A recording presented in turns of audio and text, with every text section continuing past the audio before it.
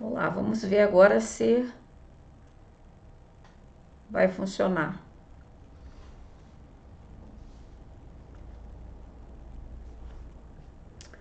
Alguém estiver aí, dá um oi para eu ter noção.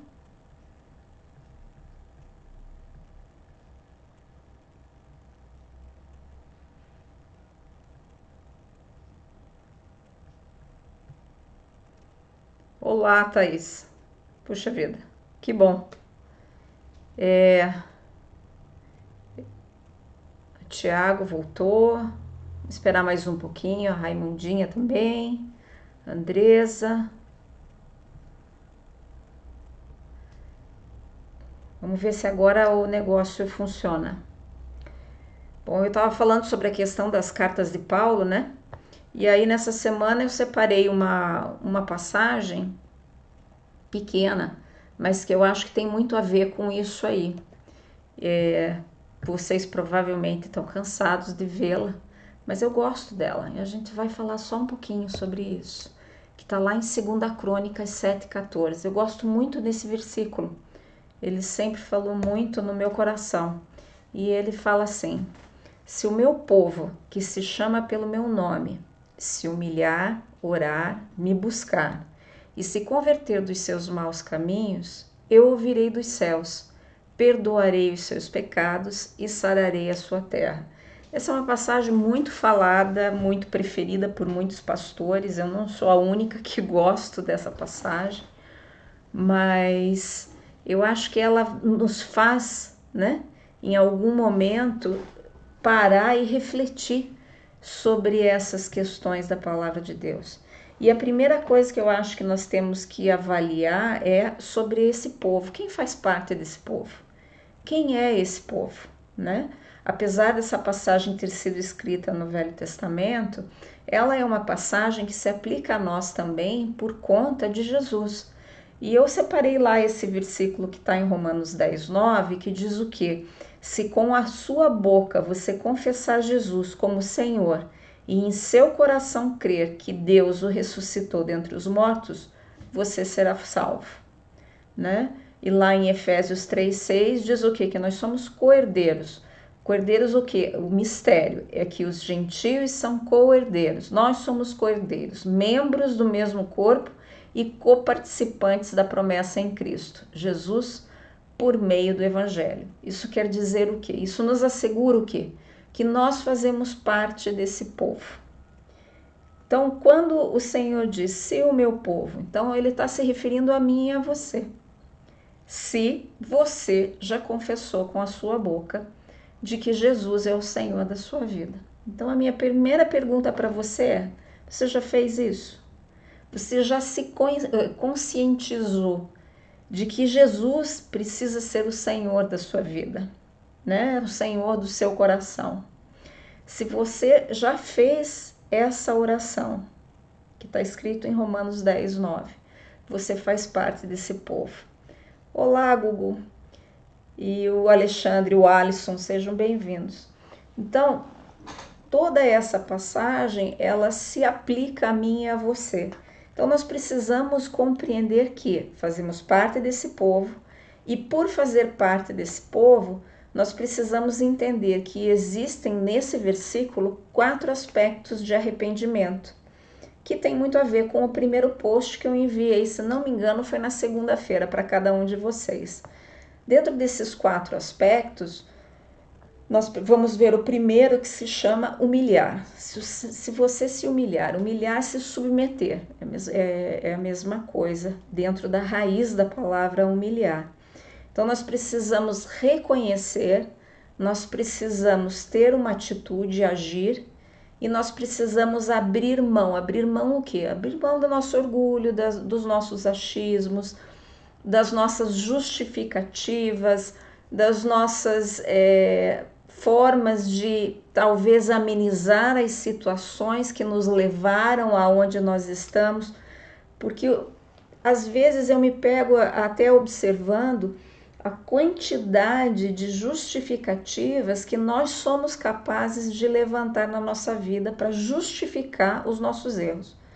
E isso não nos leva a lugar algum, muito pelo contrário, nos prende e nos impede de chegar aonde o Senhor quer que nós cheguemos. O que o Senhor, uma das questões que o Senhor ele quer que aconteça na minha vida e na sua vida é que nós venhamos a atingir uma maturidade. E para atingir essa maturidade, nós precisamos deixar de nos comportar como criança, né?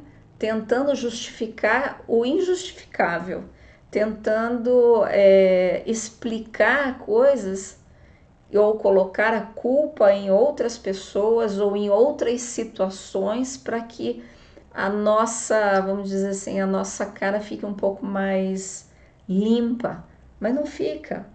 Então, quando nós abrimos mão dessas questões e nós realmente compreendemos o tamanho da nossa situação, o tamanho da nossa miséria, o tamanho da nossa incapacidade, né? Ou o tamanho da capacidade que nós temos de fazer o errado, de fazer o mal, nesse momento nós abrimos mão e reconhecemos, né?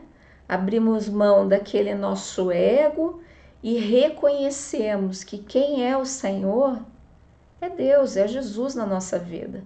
E se nós temos esse reconhecimento, então nós conseguimos nos submeter e nos humilhar ao Senhor e entender, né, aquilo que Ele espera de nós. Você veja, outra questão que o Senhor pede de nós, né? A questão do orar. Então vamos lá. Se o meu povo, vamos voltar lá para o versículo.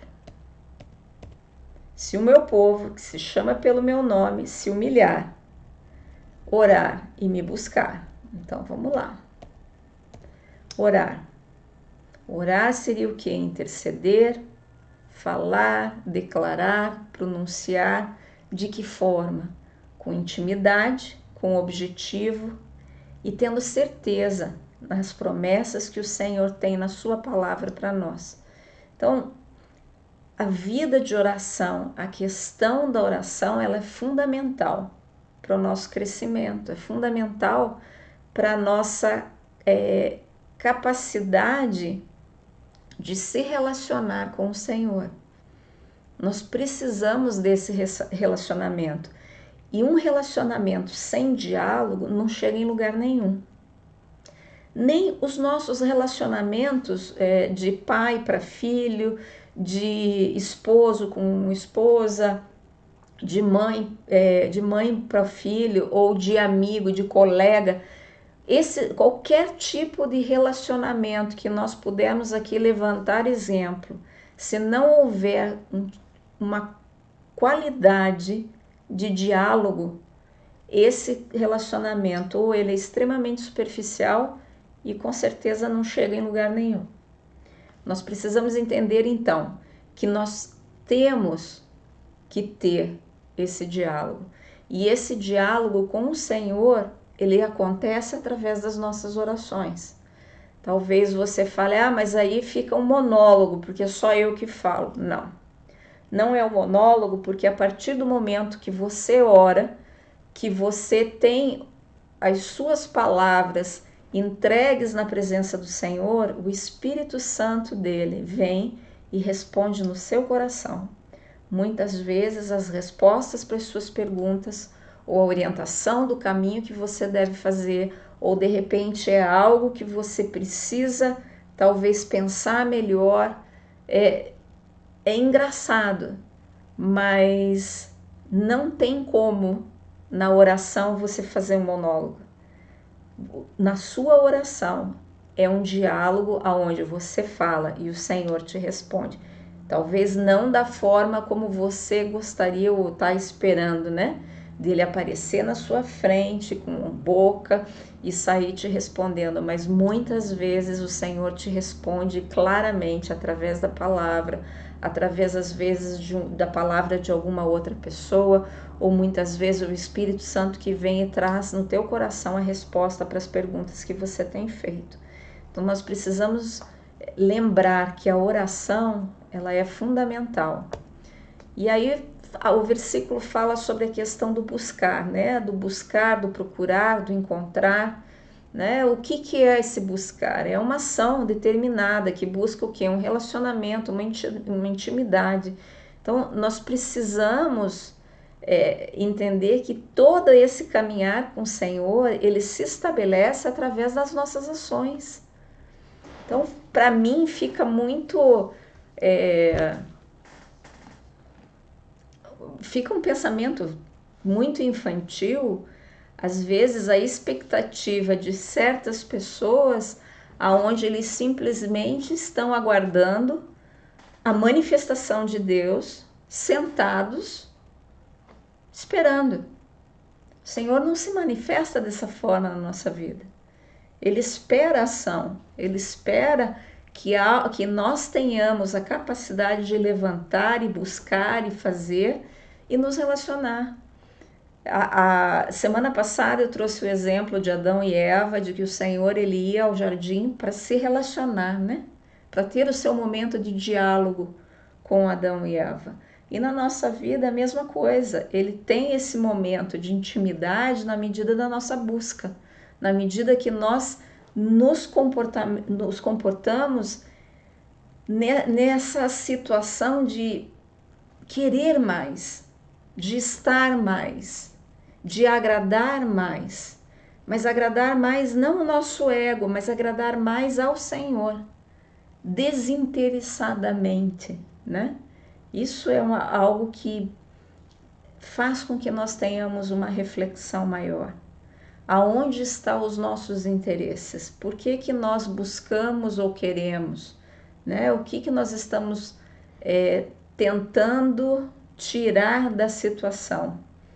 E nesse momento nós precisamos avaliar o que nós queremos do Senhor. Porque o que Ele quer de mim e de você, isso eu já falei várias vezes e volto a repetir. Ele quer um coração, o meu coração e o seu coração. Que o adore, que o busque, né? E aí vem a palavra lá do converter, né? O que é o converter, né? É um arrependimento, é uma mudança de pensamento, é uma mudança de direção, é uma mudança de comportamento. E nesse sentido eu lembrei muito da história de Sodoma e Gomorra, de Ló. Se você for ler esse capítulo 19, você vai ver a história ali que aconteceu com Ló em Sodoma e Gomorra. E uma das coisas que me chama muita atenção nesse capítulo é a questão da esposa de Ló ter se transformado numa estátua de sal. Por quê? Porque naquela passagem onde os anjos falaram, olha, vocês precisam sair daqui, vocês precisam ir para as montanhas, tudo isso aqui vai ser destruído e vocês saiam agora e não olhem para trás, né? E de repente nessa situação a esposa de Ló olhou para trás.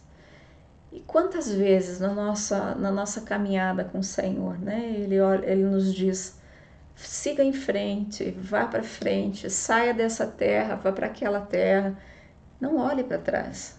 O Egito ficou para trás. Mas nós precisamos olhar para a terra prometida. Você tem olhado para as promessas do Senhor ou você tem se deparado com esse passado, com essas expectativas de passado que tem talvez tentado surgir dentro do teu coração? Aquele será que poderia ter sido? Será que não teria sido melhor? Sabe, esse tipo de pensamento ele é muito pernicioso para as nossas emoções e para a nossa caminhada com o Senhor. Quando o Senhor ele estabelece a nossa caminhada, ele já fez os seus planos para nós. Então nós precisamos compreender que esses planos eles são perfeitos. Então vamos caminhar em direção deles. Mas para caminhar com sucesso nesse caminho em busca desses planos, nós não podemos olhar para trás e muito menos discutir com o Senhor aonde que nós achamos que deveríamos ir ou fazer. Ló, de repente, o anjo disse, olha, você vai lá para as montanhas. Ele falou, não, eu queria ir aqui para a cidade próxima, que está aqui pertinho, né? Nosso chamado, na verdade, não é para dar palpite. Nós não fomos chamados para palpitar, nós fomos chamados para obedecer. Nós fomos chamados para ouvir a palavra que o Senhor tem para nós e dizer amém. É isso mesmo, é para esse lugar que eu vou. Então, eu quero garantir para você que se você estiver debaixo da vontade do Senhor, no lugar que Ele te escolheu, a sua vida é abençoada. Isso quer dizer que você não terá lutas? Não.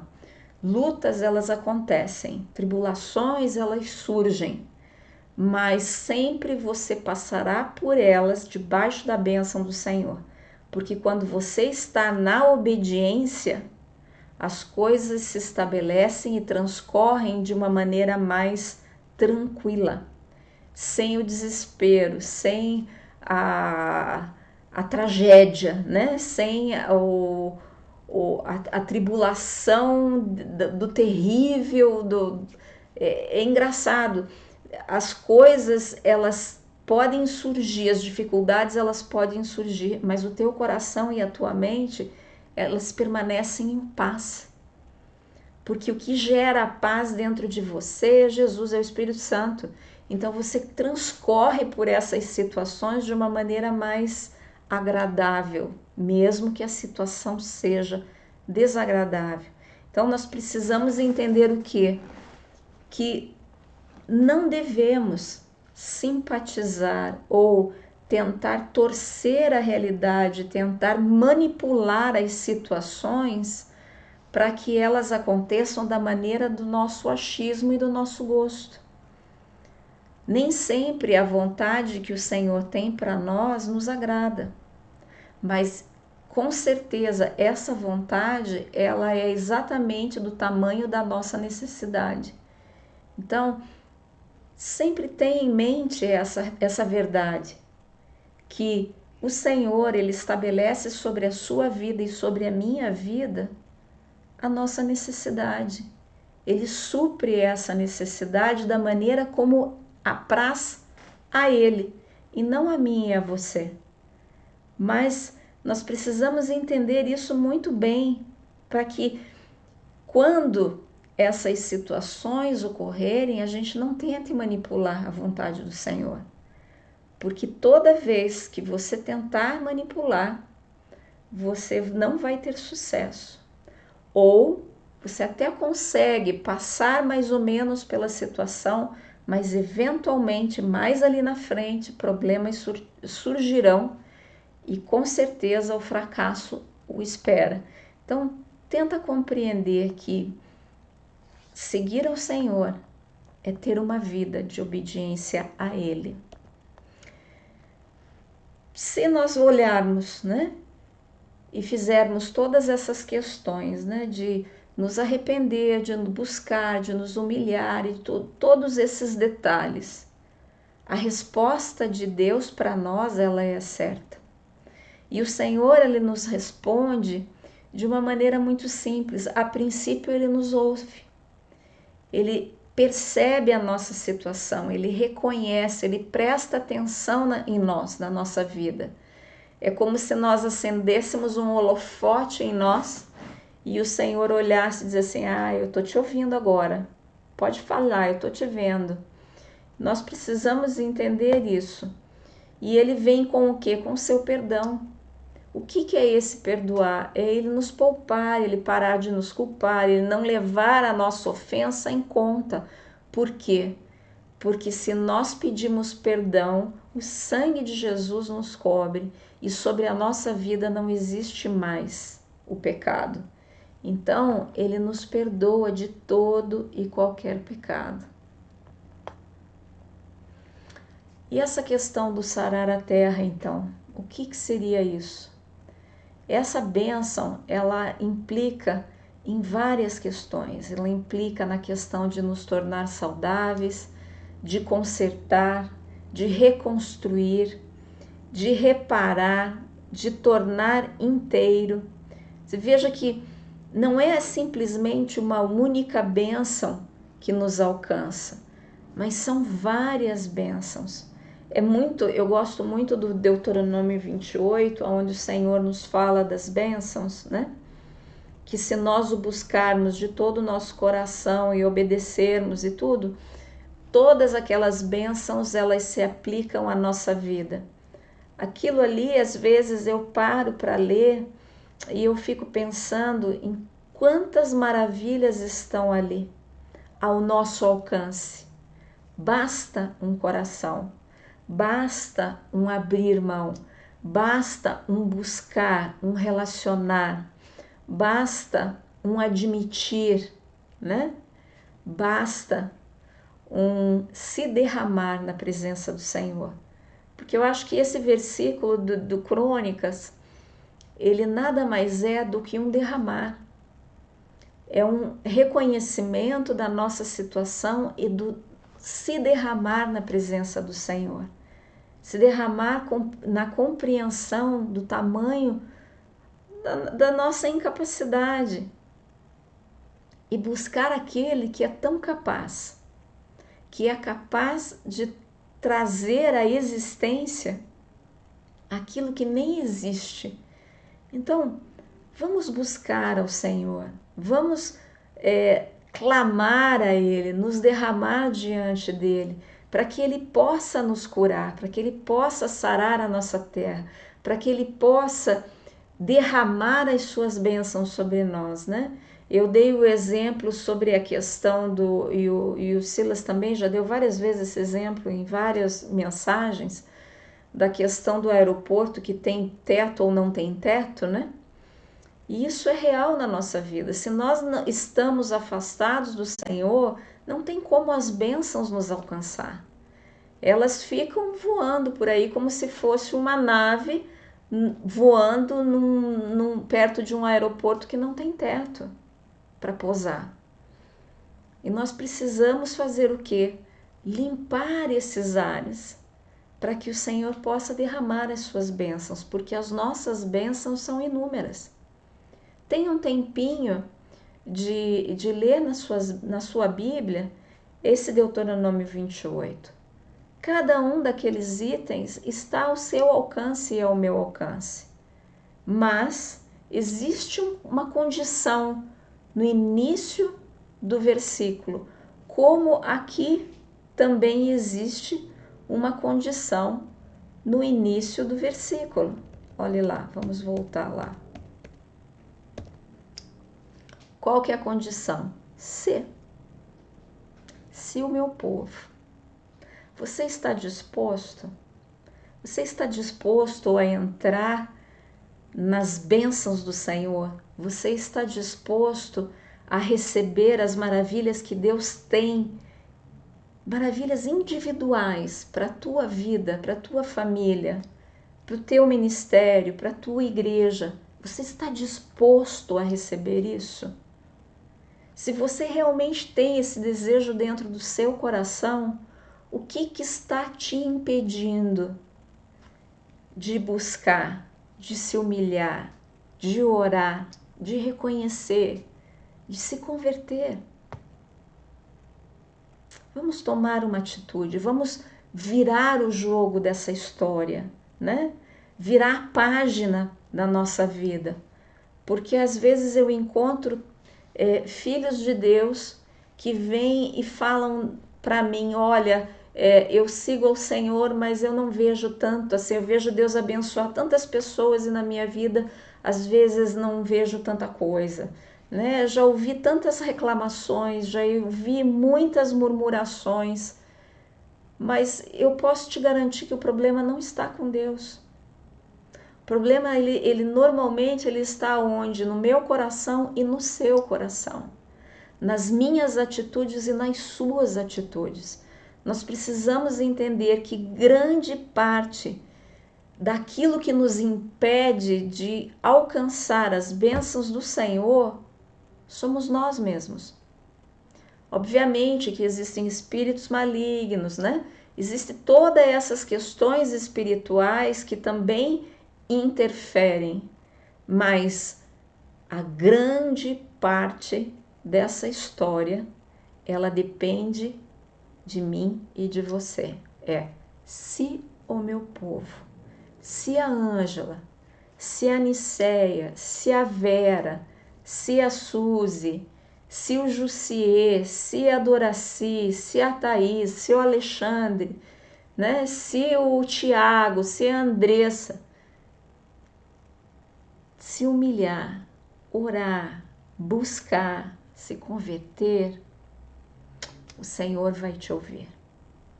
Então eu queria dizer para você nessa noite, toma um tempinho com o Senhor hoje, vai sondar junto com Ele o teu coração e vai tomar posse das bênçãos, porque se você fizer conforme esse versículo, com toda certeza o Senhor vai estar ouvindo a tua voz, Ele vai perdoar os teus maus caminhos, Ele vai com certeza sarar a tua terra, e a tua terra vai ser uma terra cheia, repleta de bênçãos, de paz, de alegria.